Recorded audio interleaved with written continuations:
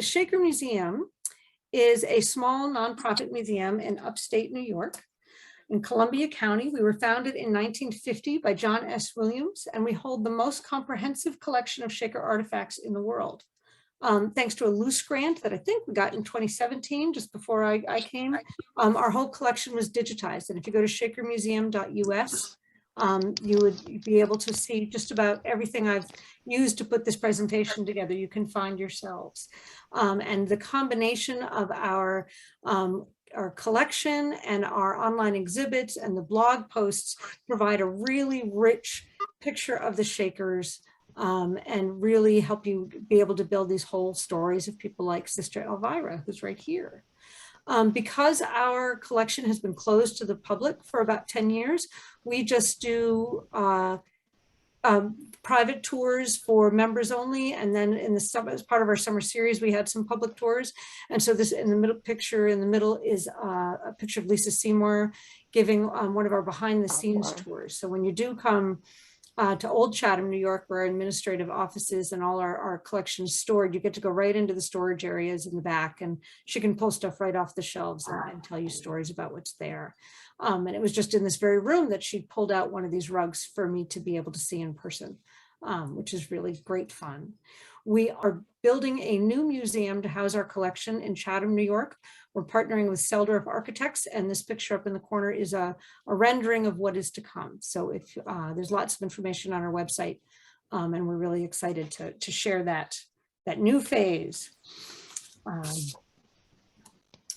Sister Elvira Hulett is the woman who we think made these rugs. We have a small group of rugs similar in style and manufacture and all their aesthetics features that are associated with Sister Elvira, who lived at Hancock, Massachusetts, which is just up the road from our space in Mount Lebanon. There are 5 rugs associated with Sister Elvira, and only one of them was signed by the maker. That one is now in a private collection, and it has a cross-stitch label that reads, "Made in 1892 by Sister Elvira in her 88th year." It's amazing. Isn't that amazing? So as we explore the collection and the blogs and all these online exhibitions, we can appreciate these rugs for their beauty, and we can also get an opportunity to consider them within the context of the Shaker experience, the Shaker's relationships with the world. We should also come to this with an awareness of ourselves as knitters and how we look at things, because one of the really interesting things for museums in general to consider is our perspectives and what we bring to objects and how that can help us see them more clearly. Or sometimes it can also really distort our view if we make assumptions based on what we bring, what our experience brings to looking at these.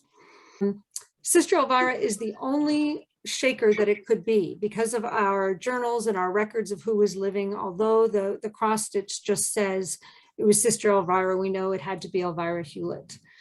One of the 5 rugs was, and the rug that said that was one of the 5 that was sold in 2014 of the Sotheby's things. The remaining 3 rugs are the ones that are in our collection. And they were all acquired at Hancock from Sister Mary Frances Dom in 1957. They are all round, ranging in diameter from 44¼ inches to 56¾ inches. They are all knit with a spiraling center, several rotations wide, surrounded by concentric circles of knit strips.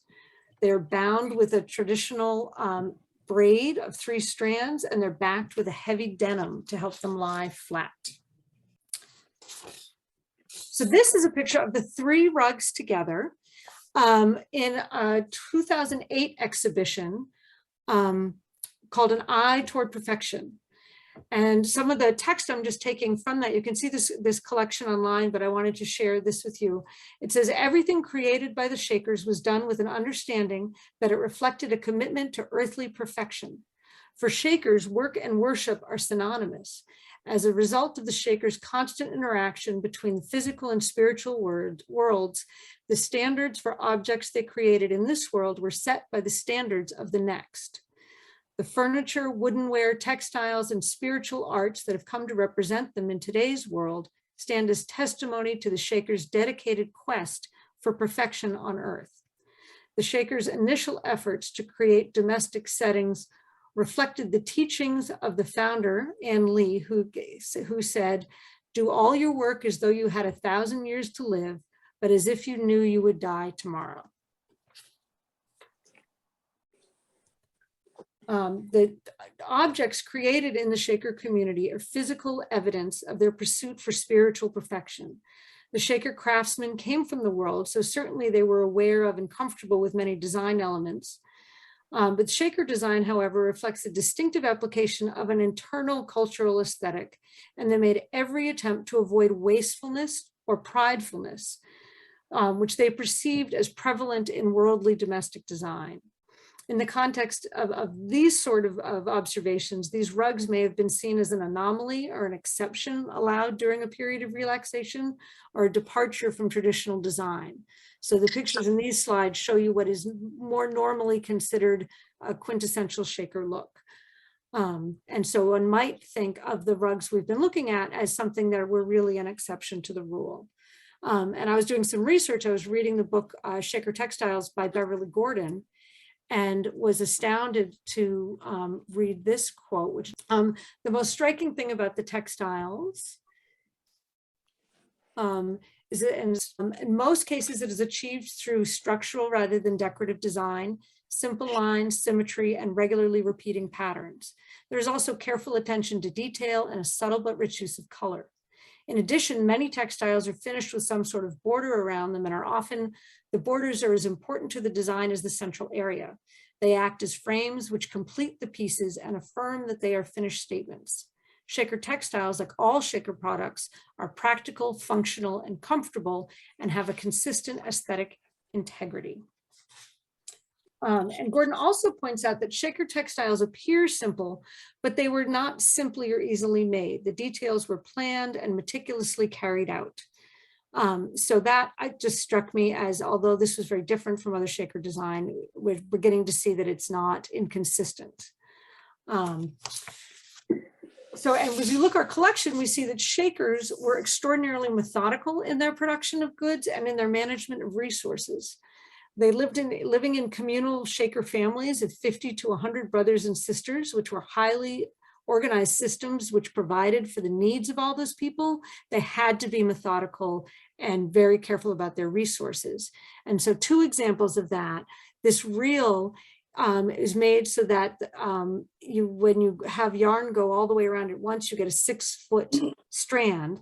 And every time it went around, it was a way to measure your skein and make sure you knew how much yarn you had. So when they were weaving their cloaks for business production, when they were weaving, figuring out how much resources they need for their own household, they knew exactly what they were doing. They kept amazing records. And just this little December 1875 is a domestic journal kept by the Order of Deaconesses.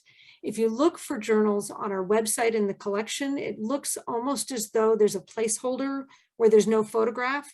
But if you scroll to the bottom, there's a PDF, and then you actually get to see the cursive and the handwriting and be able to read as a primary resource some of the journals that are there. And that's really tremendous fun. For my purposes here, one of the things that shows you, but it wouldn't make very interesting slides, is there are lists of exactly what they needed to make certain things, what they bought for supplies and what they used them for. So we know that they're very, very methodical, that they were very methodical. They were also just avoid waste of any kind. They were great repurposers of things, whether it was because they didn't want to waste resources or effort. This rocking chair that's turned into a wheelchair is really an iconic example, not only of that efficiency and repurposing, but also that they were very progressive in that they wanted people to live their full lives and be able to contribute to the community. So they took good care of their people, regardless of what challenges they had to their abilities. On the right is a machine that was previously a sewing machine, and they were cutting flag root and needed a blade, and so repurposed this sewing machine with the pedals going up and down to make the blade go. So very, very efficient and didn't waste anything. Even leftovers.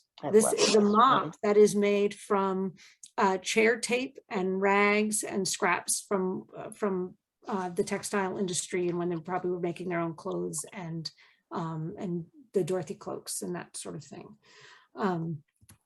So from that perspective, and thinking of ourselves as knitters, when I look at these big rugs and see that there are details in which it would appear that the colors change in spite of the order, it looks like Sister Elvira kind of ran out of some colors here and there. And I look at that and think, when I looked at this project for myself, I thought, I'm going to raid my stash. This is a great stash busting project. And I think that she might have been using leftovers as well, based on this other evidence in the collection. I think that would be consistent. I can't find that documented anywhere yet, but it seems to me quite likely that we can consider that that's what she was doing. It's also, I think, important to note, these are all photographs you can find in our collection. Shakers made sure everybody in their community had meaningful work because it was part of their worship and because of how they thought of themselves spiritually participating in making heaven on earth. Everybody had meaningful work every day, whether they were children going to school or children with jobs or people, whether you were gluing seed packets together because that's what you could do, or designing some of the amazing machinery that Shakers used.